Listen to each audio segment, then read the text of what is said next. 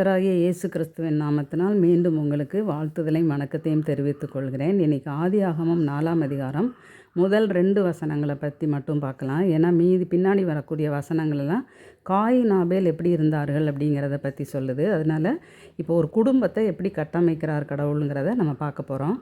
ஆதியாகமம் 4:1 ஆதாம் தன் மனைவியாகிய ஏவாளை அறிந்தான்.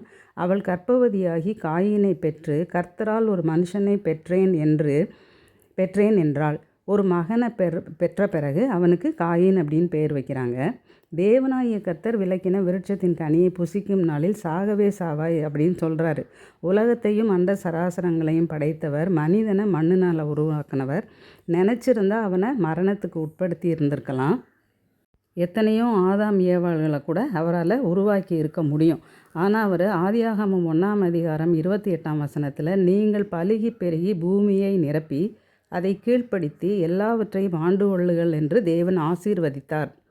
அந்த ஆசீர்வாதம் நிலை நிற்க வேண்டும்னு நினைக்கிறாரு. சங்கீதம் 78:38 அவரோ அவர்களை அழிக்காமல் இரக்கமுள்ளவராய் அவர்கள் அக்கிரமத்தை மன்னித்தார் அப்படின்னு பார்க்குறோம். அதே போல் லூக்கா 6:36 ஆகையால் உங்கள் பிதா இரக்கமுள்ளவராய் இருக்கிறது போல நீங்களும் இரக்கமுள்ளவர்களாய் இருங்கள் அப்படின்னு சொல்கிறார். அவர் இரக்கமுள்ளவராய் இருந்ததுனால தான் ஆதாமையும் ஏவாளையும் மன்னிக்கிறார். உபாகமம் 4:31 உன் தேவனாகிய கர்த்தர் இரக்கமுள்ள தேவனாய் இருக்கிறபடியால் அவர் உன்னை கைவிடவும் மாட்டார், உன்னை அழிக்கவும் மாட்டார், உன் பிதாக்களுக்கு தாம் ஆணையிட்டு கொடுத்தபடி உடன்படிக்கையை மறக்கவும் மாட்டார். பலுகி பெருகி பூமியை ஆண்டு கொள்ளுங்கள்னு அவர் சொல்லிட்டார். அதனால அதை மாற்றுறதுக்கு அவர் தயாராக இல்லை. இப்போ சவுல் அமலேக்கியரோட போராடின போது அவன் கர்த்தருடைய கட்டளையை மீறான். அப்போ 1 சாமுவேல் 15:29 சாமுவேல் சவுல்கிட்ட சொல்கிறாரு, இஸ்ரவேலின் ஜெயபலமானவர் பொய் சொல்லுகிறதும் இல்லை, தாம் சொன்னதை பற்றி மனஸ்தாபப்படுகிறதும் இல்லை, மனம் மாற அவர் மனுஷன் அல்ல அப்படின்னு சொல்லி வாசிக்கிறோம். எனவே பலுகி பெருகுங்கள் அப்படின்னு சொன்ன ஆசீர்வாதத்தை அவர் நிலைநிறுத்துகிறவராக இருக்கிறாரு. எனவே தான் காயின் என்னும் குமாரனை கொடுக்குறாரு. பிள்ளைகள் கர்த்தரால் வரும் சுதந்திரம், கற்பத்தின் கனி அவரால் கிடைக்கும் பலன் சொல்லி சங்கீதம் 127:4 நம்ம வாசிக்கிறோம். Children are heritage of the lord and the fruit of the womb is is reward அப்படின்னு சொல்கிறோம். அதாவது பரம்பரை சொத்து அல்லது பரிசு சன்மானம் இந்த மாதிரி தான் குழந்தைகளை அவர் நினச்சி அவர் கொடுக்குறாரு. ஏவாளும் கூட கர்த்தரால் ஒரு குமாரனை பெற்றேன், கர்த்தர் எனக்கு கொடுத்த பரிசுன்னு சொல்லி தான் அவனுக்கு காயின் அப்படின்னு சொல்லி பெயரிடுறான்.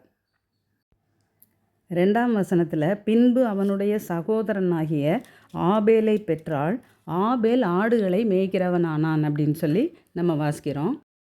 உபாகமம் 32:39 நானே அவர், என்னோடே வேறே தேவன் இல்லை என்பதை இப்பொழுது பாருங்கள், நான் கொல்லுகிறேன், நான் உயிர்ப்பிக்கிறேன், நான் காயப்படுத்துகிறேன், நான் சொஸ்தப்படுத்துகிறேன், என் கைக்கு தப்புவிப்பார் இல்லை அப்படின்னு சொல்கிறாரு. சாதாரண மனுஷங்களே உன்னை கண்டுபிடிச்சிட்டாங்க அல்லது புஸ்தகத்தை எழுதுனாங்க, பாட்டு எழுதுனாங்கன்னா அதுக்கு பேட்டன்ட் ரைட்டு அல்லது காப்பி ரைட்டுன்னு ஒன்று வச்சுக்கணும்னு நினைப்பாங்க. ஆனால் கடவுள் அவர் தான் மனுஷனை படைக்கிறாரு, உயிரையும் கொடுக்குறாரு. அவருக்கே அவன் மேலே எல்லா உரிமையும் இருக்கும்போது கூட அவர் அவனை தண்டிக்காமல் தமது அன்பினாலும் தம்முடைய இரக்கத்தினாலும் அவனை மன்னித்து வாழ வைக்கிறவராக இருக்கிறாரு. அதன் அடையாளமாக தான் ஆதாம் ஏவாளுக்கு காயின் ஆபேல்னு சொல்லி 2 குமாரரை கொடுக்குறாரு. 2ஆம் வசனத்தில் பின்பு அவனுடைய சகோதரனாகிய ஆபேலை பெற்றாள், ஆபேல் ஆடுகளை மேய்க்கிறவனானான், காயின் நிலத்தை பயிரிடுகிறவனானான். தாய் தகப்பன் குழந்தைகள் அப்படிங்கிற ஒரு குடும்ப அமைப்பையும் உலகம் தோன்றின காலத்திலேயே தேவனாகிய கர்த்தர் அமைத்து வைத்திருக்கிறார். சங்கீதம் 107:38 அவர்களை ஆசீர்வதிக்கிறார், மிகுதியும் பெருகுகிறார்கள், அவர்களுடைய மிருக ஜீவன்கள் குறையாதிருக்க பண்ணுகிறார் அப்படின்னு சொல்லி வாசிக்கிறோம். அதே போல் யோவான் 10:10 பார்த்திங்கன்னா திருடன் கொல்லவும் அழிக்கவும் வருகிறானே அன்றி வேறொன்றுக்கும் வரான், நானும் அவைகளுக்கு ஜீவன் உண்டாயிருக்கவும் அது பரிபூரணப்படவும் வந்தேன். கொல்லவும் உயிர்ப்பிக்கவும் உரிமை இருக்கக்கூடிய அல்லது அதிகாரம் இருக்கக்கூடிய தேவன், ஆனால் ஜனங்களுக்கு மக்களுக்கு மிருகங்களுக்கு ஜீவன் உண்டாயிருக்கவும் அது பரிபூரணப்படவும் வந்தேன் அப்படின்னு சொல்கிறாரு. அப்போ அவருடைய நோக்கம் நம்மை வாழ வைப்பது, உயிர்ப்பிப்பது அப்படிங்கிறத நீங்கள் பார்க்கலாம். யாத்ராகமம் 20ஆம் அதிகாரம் 6ஆம் வசனத்தில் என்னிடத்தில் அன்பு கூர்ந்து என் கற்பனைகளை கை கொள்ளுகிறவர்களுக்கோ 1000 தலைமுறை மட்டும் இரக்கம் செய்கிறவராய் இருக்கிறேன் அப்படின்னு சொல்கிறாரு.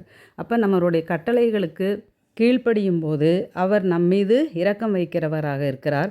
நம்மை ஆசீர்வதித்து மிகுதியும் பெருக பண்ணுகிறவரும் அவராக இருக்கிறார். எனவே நாம் அவருக்கு கட்டளைக்கு கீழ்ப்படிந்து நடக்க வேண்டியவர்களாக இருக்கிறோம்.